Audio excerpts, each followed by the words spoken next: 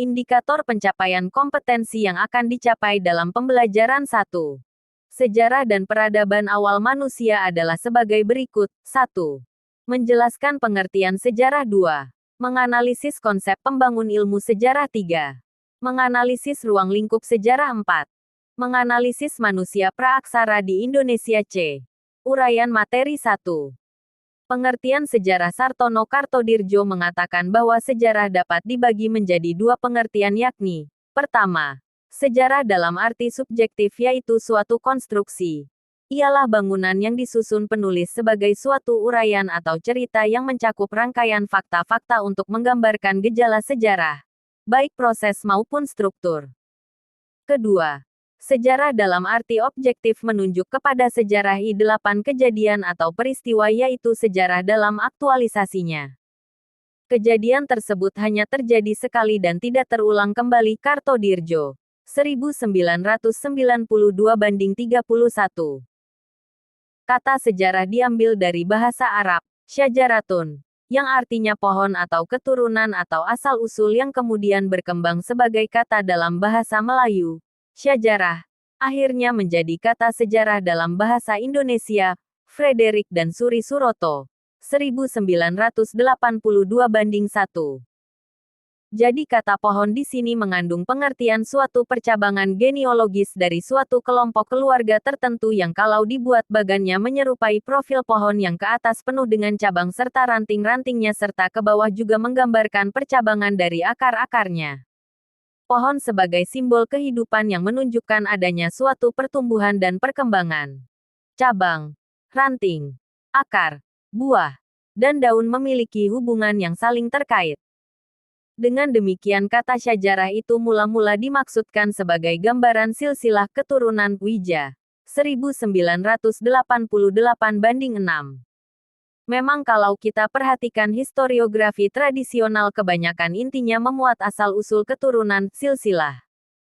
Kata-kata seperti kisah, hikayat, tambo, riwayat, tarikh adalah istilah yang sering dipakai untuk gambaran asal-usul tersebut. Dalam bahasa Jawa dikenal babat, kidung, pamancanga adalah juga mengandung di dalamnya unsur silsilah, meskipun sering dirangkai juga dengan gambaran kejadian peristiwa. Di negeri barat dikenal istilah dalam bahasa Inggris, history.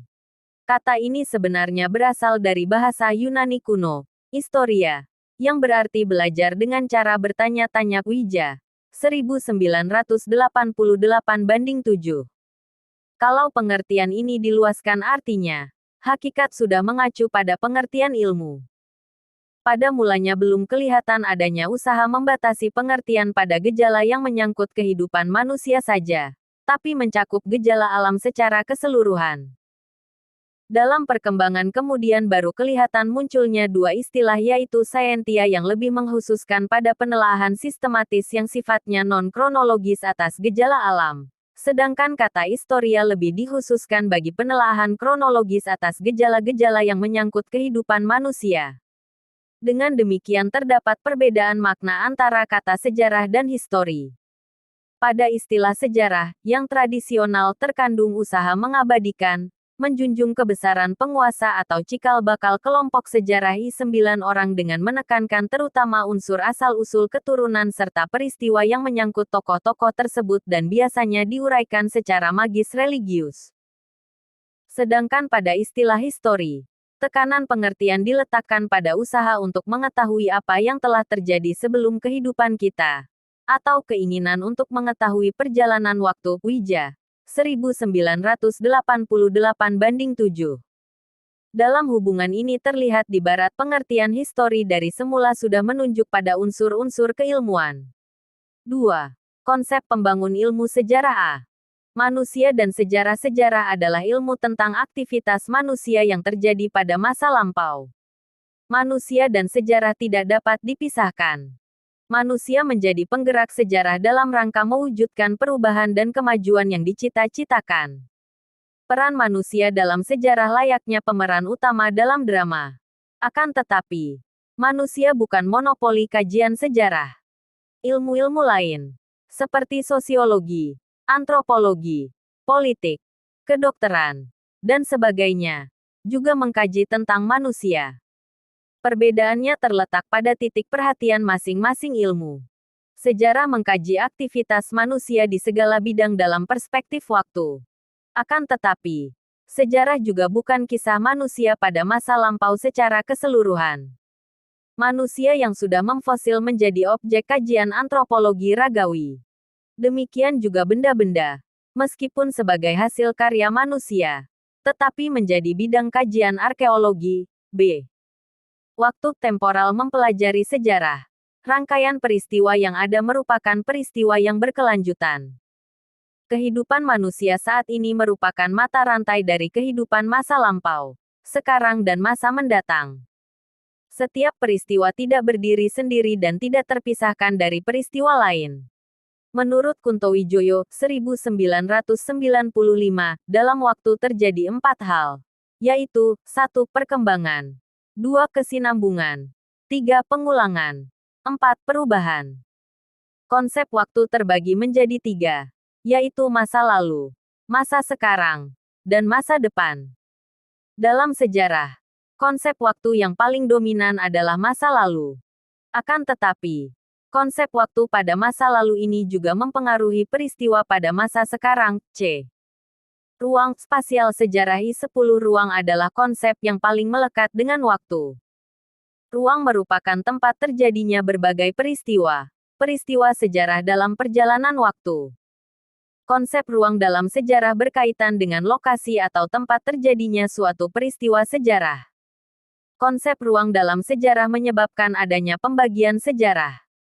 Jika mempelajari sejarah menggunakan konsep ruang, kita akan dapat menganalisis dan membandingkan pola kehidupan di suatu daerah, termasuk pola pikir dan pola perilaku masyarakat setempat. D. Peristiwa sejarawan terutama tertarik pada peristiwa-peristiwa yang mempunyai arti istimewa. Untuk itu, Rainer 1997-99 membedakan apa yang disebut occurrence dengan event. Occurrence menunjuk pada peristiwa biasa, sedangkan event merupakan peristiwa istimewa. Ada pula yang menggunakan istilah kejadian non-historis untuk peristiwa biasa, dan kejadian historis untuk peristiwa istimewa. Wija, 1988-18. Secara pemahaman konvensional, peristiwa yang dikategorikan sejarah memuat hal objektif, unik, dan penting. Namun dalam perkembangan sejarah modern, muncul hal sejarah tematik yang sesuai dengan tema-tema tertentu. Kausalitas sebab akibat. Apabila pengungkapan sejarah bersifat deskriptif, maka fakta-fakta yang perlu diungkapkan terutama bersangkutan dengan apa, siapa, kapan, di mana, dan bagaimana.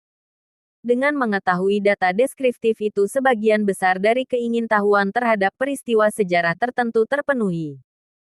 Dalam jawaban terhadap bagaimananya peristiwa itu, pada umumnya telah tercakup beberapa keterangan tentang sebab-sebabnya, sebab umum dan sebab khusus meskipun tidak dinyatakan secara eksplisit, hanya secara implisit saja.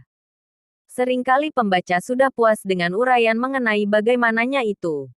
Apabila pertanyaan-pertanyaan di atas masih disusul dengan pertanyaan mengapa, maka timbul tuntutan untuk secara eksplisit memberikan uraian tentang sebab-sebab atau kausalitas peristiwa itu. F. Tidak berulang terjadi hanya sekali. Sejarah bersifat tidak berulang. Ein Malik. Kalau terdapat dua peristiwa atau lebih yang mempunyai kesamaan, bukan berarti sejarah berulang. Hal ini hanya sebuah kemiripan, karena unsur-unsur yang melekat dalam masing-masing peristiwa, waktu, pelaku, tempat, kausalitas berbeda. Sejarah